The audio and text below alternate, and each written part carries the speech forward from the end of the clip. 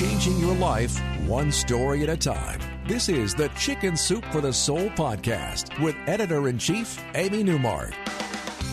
Hey, it's Amy Newmark with your daily dose of Chicken Soup for the Soul inspiration to make you simply happy.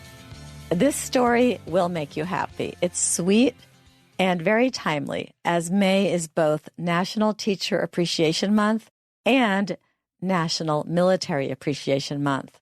The story comes from our new book that came out last week, Chicken Soup for the Soul, Military Families.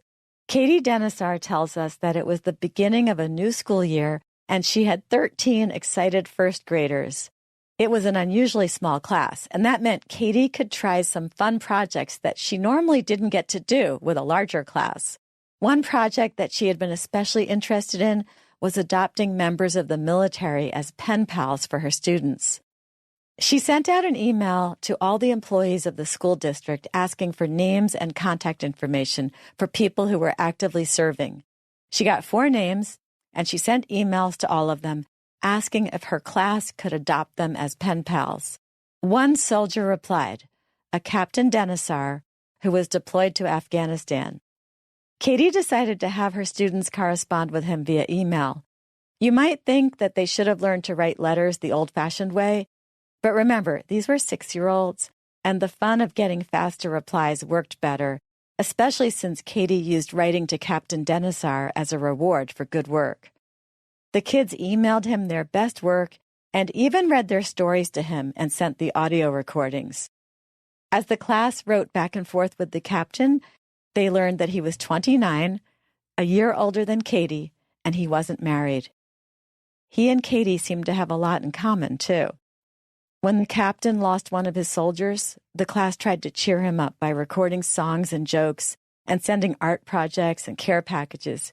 Even when Captain Denisar returned stateside, he remained pen pals with the first grade class.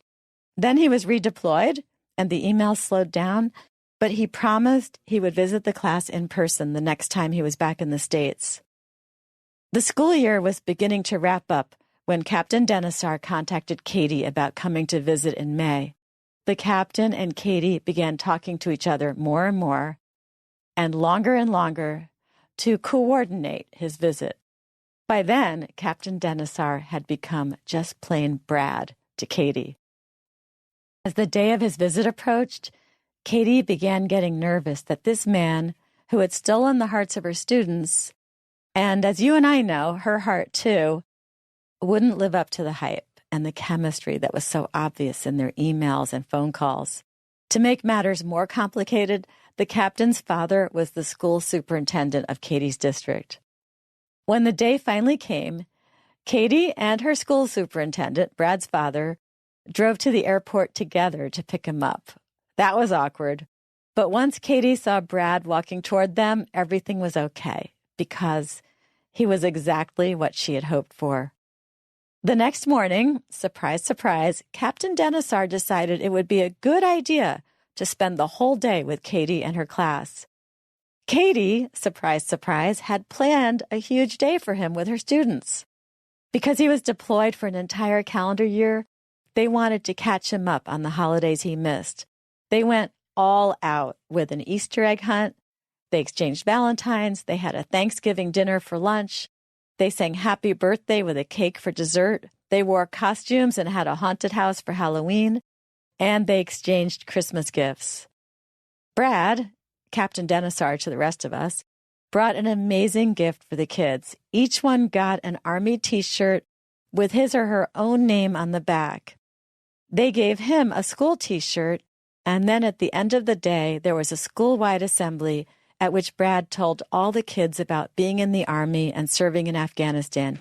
He showed pictures and answered a lot of questions. After that day, Katie and Brad moved on to dating. They spent the entire weekend together and had dinner with her parents, his best friend, and his father. Things were great.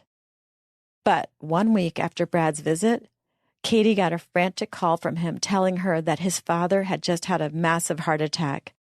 She was the first person to the hospital and met Brad there. He stayed with Katie for 2 weeks until his father was able to leave the hospital and recover at home. The day after his father's heart attack, Brad turned to her and said, "This is it. You're the one."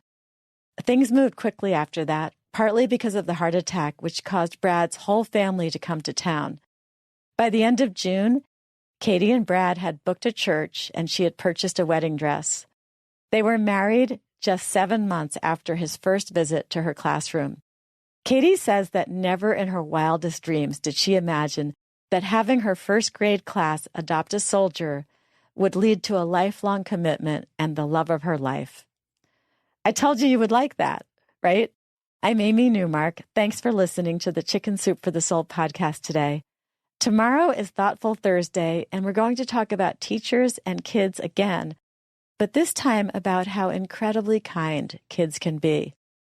If you want to learn more about the book that today's story was from, Chicken Soup for the Soul Military Families, you can read all about it on our website, chickensoup.com.